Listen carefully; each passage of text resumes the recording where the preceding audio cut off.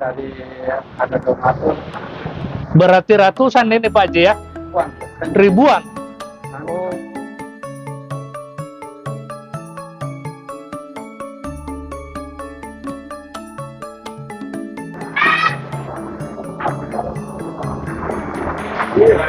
Berapa banyak sumbangannya Pak Haji? Mungkin ya macam-macam gitu kan. Ya. Tapi kalau yang saya nih pas datang dari Bogor untuk memberikan sumbangan yang setiap Jumat saya keliling ke masjid. Alhamdulillahirobbil alamin. Gitu. Jadi ini saya berusaha dengan anak-anak yang punya namanya tambahan kasda ya, tampilkan ke jemaah. Nah setelah itu yang jemaah membawa spontanitas, ada yang bawa limadu, ada yang bawa guru, itu kami persilahkan semua. Iya. sampai tayo. Ya,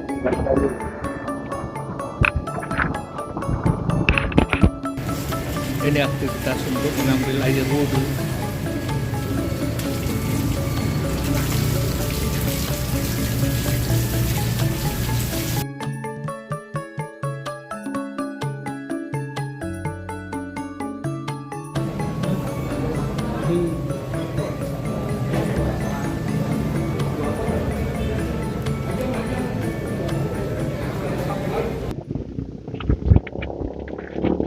Assalamualaikum warahmatullahi wabarakatuh. Salam sejahtera, salam sehat untuk kita semua.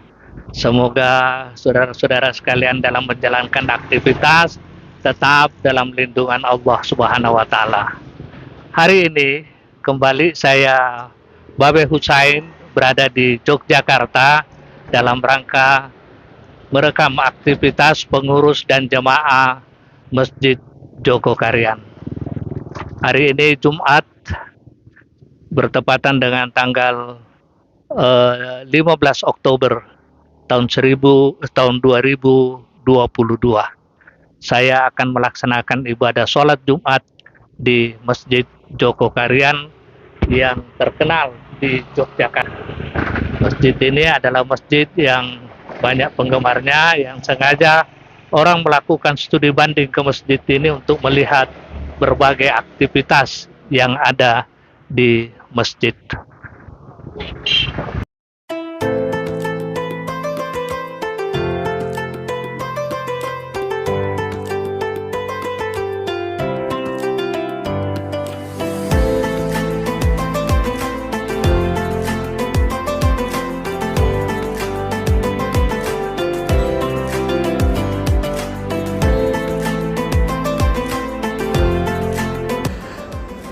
Teman-teman semua, sebagaimana saya jelaskan tadi bahwa sekarang ini kita start dari daerah Daging masuk ke Jalan Malioboro menuju titik nol. Dari titik nol saya berputar ke alun-alun utara.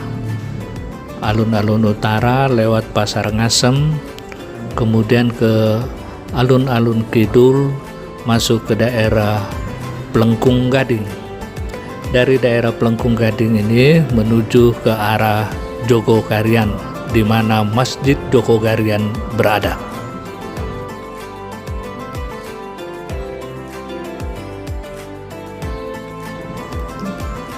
Dari berbagai sumber, saya mengetahui bahwa Jogokarian merupakan sebuah masjid yang terletak di kampus Jogokarian, yang lokasinya berada di Jogokarian nomor 36, Kecamatan Mantijeron, Kota Yogyakarta. Masjid ini mulai dibangun pertama kali pada 20 September 1965 yang merupakan simbol dari jangkauan siar yang terdiri atas 4 RW, RW 9 sampai dengan 12 dan 18 RT dari RT 30 sampai dengan 47. Pendirian masjid ini bermula dari ide seorang pengusaha batik bernama Haji Jasuri asal Karangkanjen yang mempunyai rumah di kampung Jogokarian. Tanah pembangunan Masjid Jogokarian bukanlah tanah wakaf, melainkan tanah yang dibeli atas kumpulan dana panitia pembangunan masjid yang tergabung dalam koperasi batik Karangtunggal dan Koperasi Trijaya.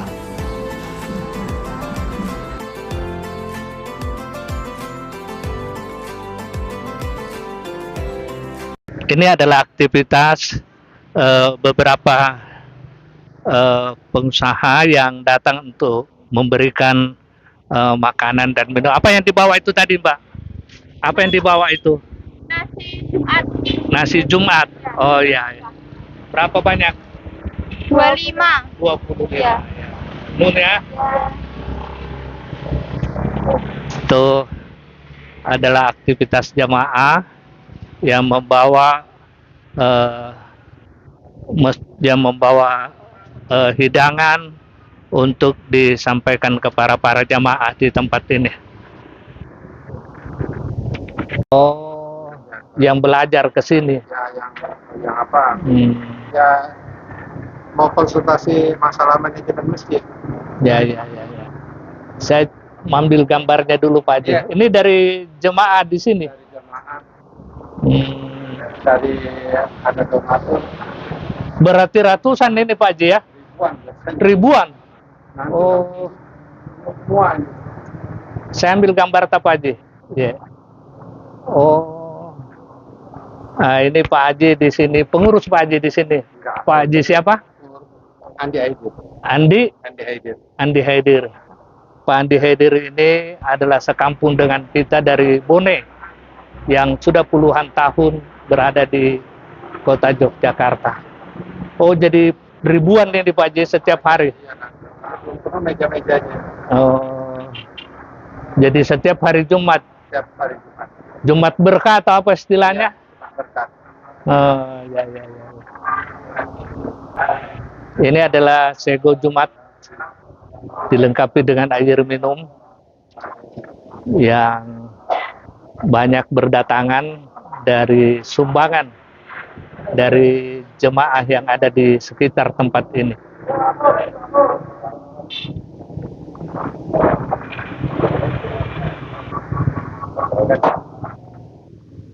Silakan.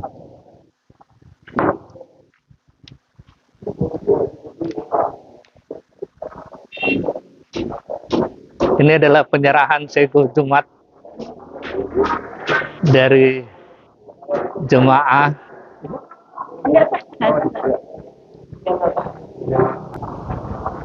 Sumbangan dari mana nih Pak? Jumat Barokah. Jumat Barokah.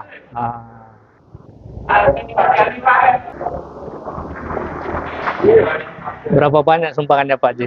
Berapa? Satu desa. Yayasan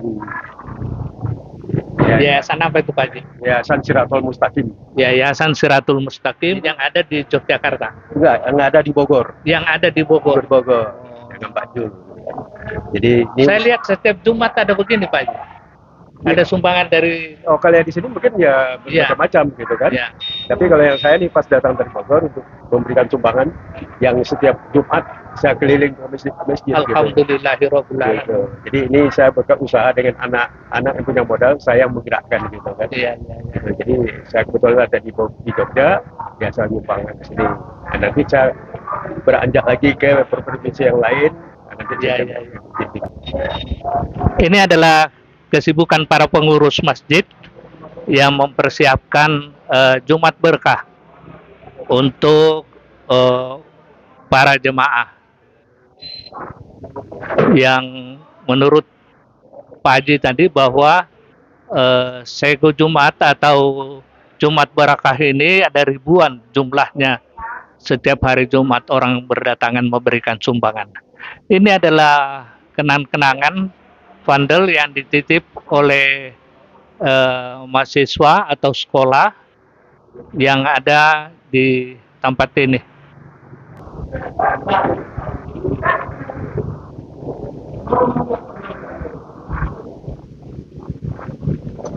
Sekarang sudah jam 10.30 pagi di Masjid Jogokarian, masih memberikan gambaran tentang Jumat Berkah.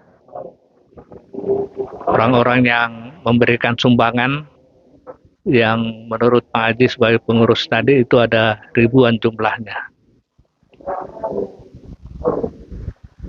100 dos. Ya, itu Oh, kalau total ya biasanya sekitar itu 1.000 lebih lah, 1.200. 1.200-an setiap hari Jumat. Itu dananya dari mana, Mas? Ada kotak khusus itu, kotaknya jadi kan macam-macam tulisannya. Ya, Ada kotak infak beras, kotak infak air minum, kotak infak jenazah, kotak infak buku, kotak infak kebencanaan, kotak infak buat Jumat, kotak infak parkir, ya, dan lain-lain ya. Termasuk itu kalau kotak infak yang ada tulisannya kotak infak buat Jumat, itu yang kita belanjakan untuk apa namanya dibuat seperti ini, dipesankan ke jamaah kita juga siapa yang bisa menerima pesanan, jadi dia biar ada ya, apa namanya tambahan penghasilan mungkin ya. Kita pesankan ke jamaah. Nah selain itu yang jamaah membawa spontanitas, mungkin ada yang bawa 5 dus, ada yang bawa 10, itu kami persilahkan semua. iya. Makanya dusnya sudah kita siapkan di sini, di meja ini kita siapkan dusnya yang masih lembaran itu. Betul. Siapapun yang mau menyumbang silakan ambil dusnya, nanti diisi apapun terserah ya, silakan kalau ada jemaah dibawa ke masjid.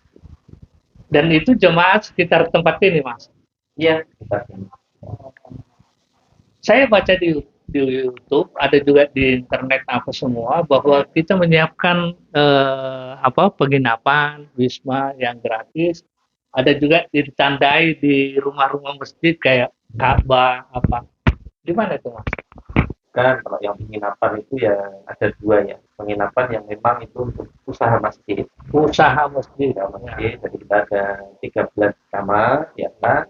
Cuma yang 2 itu yang ini kalau untuk sosial, misalnya ada yang mungkin kecopetan atau kehabisan biaya, apa, kita kasih yang free untuk musafir. Cuma yang 11 kamar itu ya pada umumnya seperti penginapan pada umumnya, seperti hotel syariah. Hotel syariah dikomersilkan begitu. Dengan bayaran berapa itu, Mas? 200.000 per kamar. 200.000 Tapi fasilitas seperti hotel bintang, AC, ring bed, kamar mandinya air panas dingin. Ya kalau sesuai harganya sih ya sebenarnya lebih dari itu sebenarnya. Artinya fasilitasnya memadai kalau harga segitu. Dari itu Mas sebagai pengurus apa di bagian apa di sini, akomodasinya atau di bagian saya di Baitul Mal. Baitul Malnya? Bagaimana kalau ada pengurus masjid yang mau beranjang sana atau belajar ke sini, Mas? Silakan, kita ada nomor khusus untuk admin manajemen masjid ya, untuk penjadwalan baik untuk tamu yang mau datang ke sini. Nomor berapa tuh, Mas? Maupun untuk masjid kita yang minta berkecukupan ya. Nomornya di nomor admin. Nomor admin Masjid Joko Karyan. Ya. Jadi di sana bermohon untuk kontak person kalau mau datang ke sini. Ya. Pengurus masjid atau masyarakat yang belajar manajemen. Ya, nomornya 0851 0851 6313 1966. Nah, itu adalah kontak person yang bisa dengan Mas siapa? Kalau saya Wendy, kalau nanti adminnya ya yang pegang nomornya. Oh iya. Makasih banyak. 40 lagi udah. 44 lagi. Ayam juga. Oh iya. Ayo ditambahin ayam. Ya.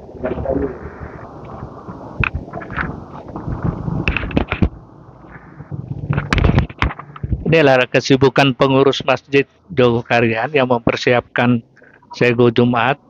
Setiap Jumat kurang lebih 1.200 menurut Pak Wendy tadi yang datang ke tempat ini diberikan secara cuma-cuma.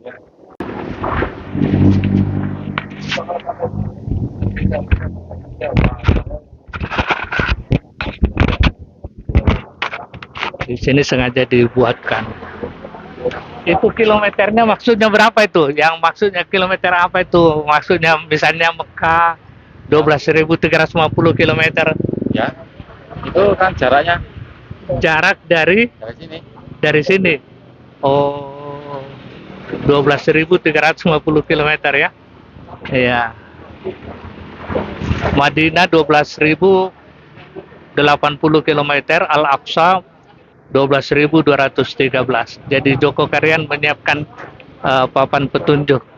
Sini juga ada petunjuk yang memberikan penjelasan untuk lingkungan sekitar seperti toilet, kantor takmir, kantor sufan, klinik masjid, dan souvenir.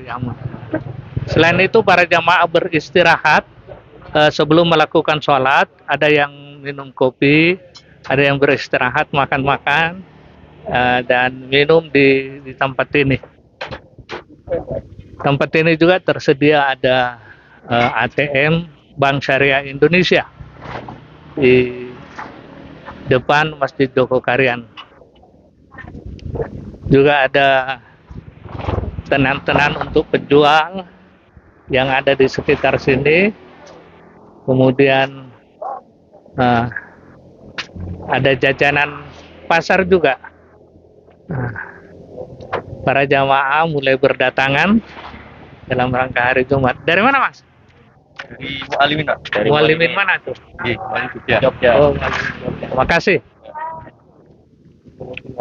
Yuk. Ini pemandangan di dalam masjid. Para jamaah sudah berdatangan, mulai yang sholat sunat.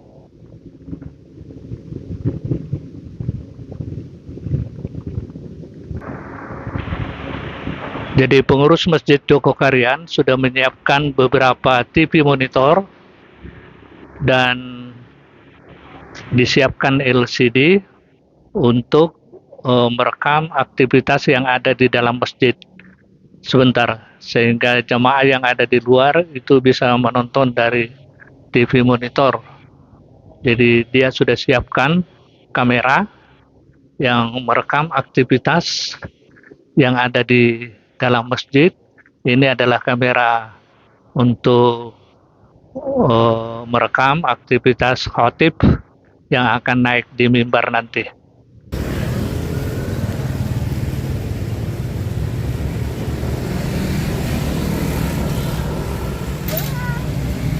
Bae namun dolan kok. Oh, apa itu kerupuk apa? Di kegiatan. Timbang teng griya. Aha. Iki saking luas di Jenang. Aha. Harganya pinten, Mbak? Regane namun Rp1.000. Oh, iya. Rp15. Ya, ya.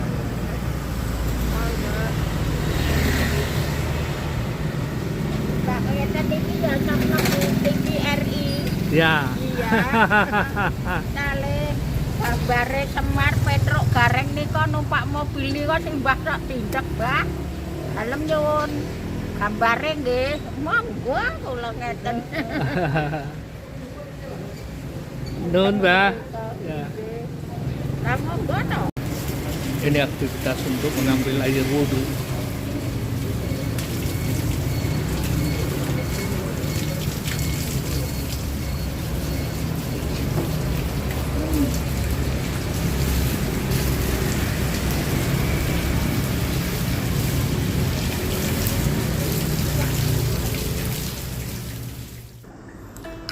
Selanjutnya penonton sekalian, saya mengajak saudara untuk melihat dan mendengarkan cerita saya tentang manajemen Masjid Joko Karyan.